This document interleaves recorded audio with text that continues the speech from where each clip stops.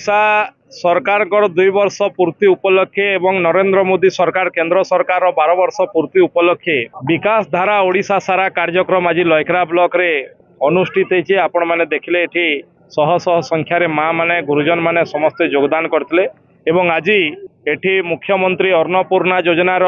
card बंटन एठी अंत्योदय गृह योजना रे जो माने हिताधिकारी तांको घर बंटन एठी भत्ता बंटन एठी राशन कार्ड बंटन एठी आंगनवाड़ी दीदी मानकू डिजिटल इंडिया रे मोबाइल बंटन एभलिया अनेक कार्यक्रम एठी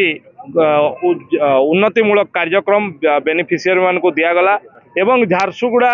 विधानसभा निर्वाचन मंडली रे तथा लयकरा ब्लॉक रे भारतीय जनता पार्टी सरकार आसला परे जो सब विकास रो काम करछो आमे गोटी गोटी करी ताकू लोकन को जनता को आज हिसाब मध्य देइछु एवं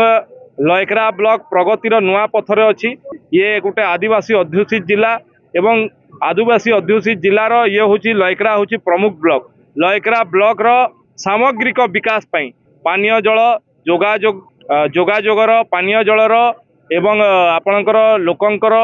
रोजगार वृद्धिर